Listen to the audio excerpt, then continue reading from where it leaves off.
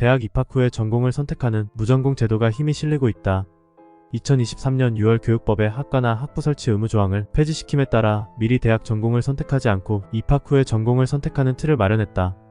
학과나 학부 설치는 대학의 기득권일 수 있는 데다가 다양한 융합 학문의 활성화를 위해서도 기존의 학과나 학부 설치는 과거의 산물인 셈이다. 이미 교육부는 대학 입학 정원의 30% 정도는 전공 벽을 허물고 입학시킨 뒤 학생들에게 전공 선택권을 주도록 가이드라인을 제공한다는 움직임을 보였다. 현재 교육부의 가이드라인은 강제성은 없다. 이 가이드라인을 따르는 대학은 대학혁신 지원 사업비를 지원할 것으로 보인다. 소위 돈 되는 인기학과에 입학하지 못하거나 적성에 맞지 않아 학교를 그만두는 경우를 사전에 막을 수 있다. 대학을 입학하고 나서 전공을 선택하는 게 아니고 대학을 입학하기 전에 우리는 전공을 선택했습니다. 그런데 학교에 들어가서 보면 이상하게도 나랑 안 맞는 경우가 많죠, 전공이.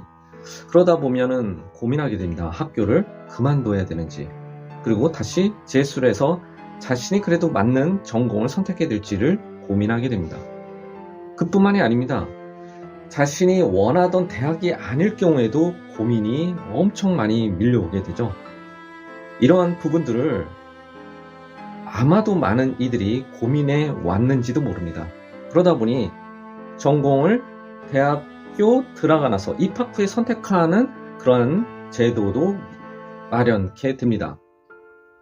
지금까지는 칸막이 법안이라고 해서 전공을 구분을 해서 거기를 입학 전에 정해서 들어왔는데, 이 학과를 전공을 없애도 된다라는 그 칸막이 법안의 조항을 삭제하게 됩니다. 그러다 보니까 그 입학 후에 전공을 선택할 수 있는 길이 마련이 되었고, 이제 입학할 때 대학들은 대체로 전공을 없이 통합적으로 또는 융합적으로 학생들을 모집하게 되었던 겁니다.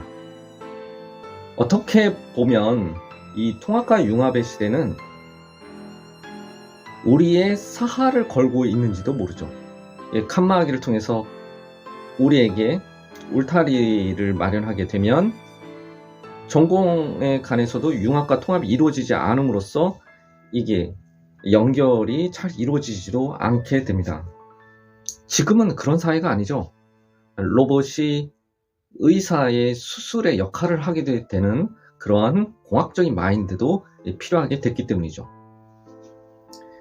그 다음에 문제가 또 생깁니다.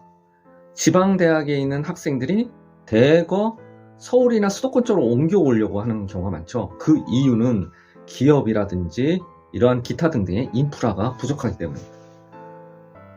그러다 보니 지방대도 서서히 무너져가고 있다라는 판단이 앞서게 되는 거죠.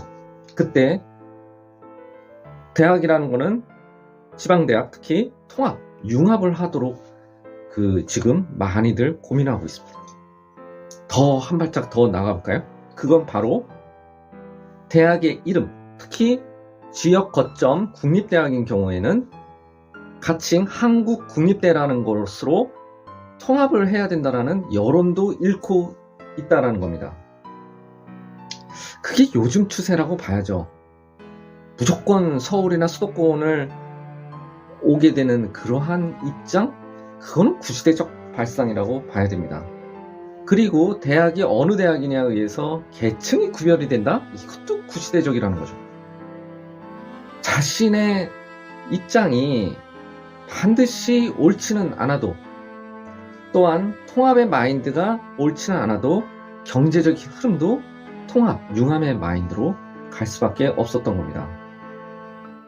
충청도, 경상도, 부산 그쪽 등은 거점 국립대학으로서, 지역 거점 대학으로서 하나의 국립대 캠퍼스로 만들어 놓으면 된다고. 의대 등의 입학을 위해 N수생들이 넘쳐나고 있는 시점이다. 교육의 효율성에도 큰 문제를 갖는다. 미래는 통합 융합의 시대다. 한 가지 분야로 학문의 발전성을 도모한다는 것은 어불성설이다. 전공의 경계를 허물고 적성을 찾는 하나의 몸부림일 수 있다. 그 다음은 지방대를 살리기 위해서라도 지방 수도권 학교 시스템의 경계를 허물고 이 같은 통합 융합 논리로 지방대를 통합하고 더 나아가 지역거점 국립대를 가칭 한국국립대 부산, 경상, 충청 캠퍼스 등으로 대학도 융합 시대로 차츰 접근해갈 이유가 충분하다. 수도권 대학만 살리며 학생의 적성을 고려치 않는 학문의 발전은 균형적이지 않다. 지역 대학을 살려야 지방이 산다.